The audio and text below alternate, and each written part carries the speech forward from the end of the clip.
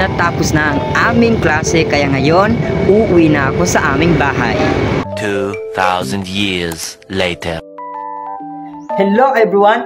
Welcome to my mini vlog. Bago tayo magsimula sa ating mini vlog, don't forget to subscribe, like, comment, and share.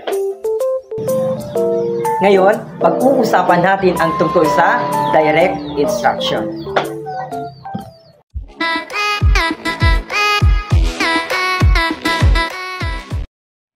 Ngayon, pag-uusapan natin ang direct instructions.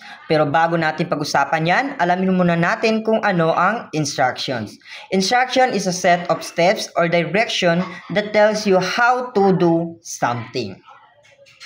Direct instructions. Direct instruction, a teacher-directed teaching method. It means the teacher stands in the front of a classroom and present the information and giving clear step-by-step instruction to the students. Halimbawa, pagkatapos ituro ng teacher, magbibigay siya ng worksheet with clear instruction on how to solve the problems. Ngayon, talakayin natin ang 6 steps of direct instruction. First, introduction or review. First, you set the stage for learning.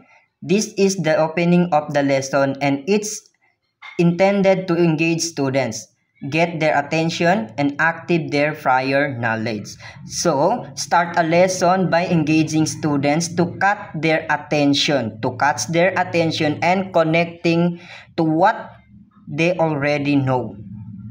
Like for example, before we proceed to our next topic, ano yung last topic natin? Tapos, sasabihin nilang, Sir, it is all about adding fraction. Let's say yun yung last topic natin. Then, what is adding fraction? Tapos sasagutin nila, then pwede na i-connect kung ano yung last topic to the next topic.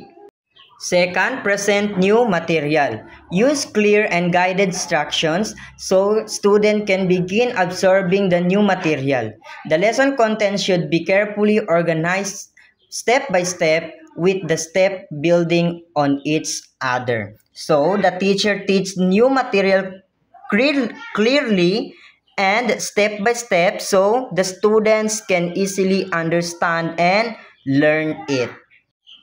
Third, guided practice. The teacher and students practice the concept together. The student attempts the skills with the assistance of the teachers and other students. So, the teacher works with students to practice the new skills together. Like for example, let's try solve this math problem together. Tapos, if you, as a teacher, kung nakikita mo nahihirapan yung student, tutulungan mo siya. Number 4, feedback and correctives. If students don't understand the lesson material, the teacher has to correct them and give feedback. So, the teacher should provide feedback and corrections if students don't understand the lesson. Like for example, sa quiz, if konti lang ang nakasagot, you have to answer it on the board step by step para mas maintindihan ng student mo. Like in my student in grade 5 and 6, pag hindi nila nasasagutan or konti lang nakakasagot ng problem na binibigay ko sa quiz nila, sinusolve ko step by step para mas maintindihan nila kung paano isolve yung problem na yun. Number 5, independent practice. Independent practice gives the students the repetitions they need to integrate the new information or skills with previous knowledge or skills. It means students practice independently to master new skills and information. Students usually go through 2 stages, unitization and automaticity. Ano nga ba yung unitization? Unitization is yan yung the student can solve the problem but it takes some efforts. Then yung automaticity, pagkakita pa lang ng problem, alam na ng student ang sagot or kung paano sagutan. Number 6, evaluation or review. Collect student data you can review and decide whether or not the lesson needs to be retaught. Formative assessment are better suited for this.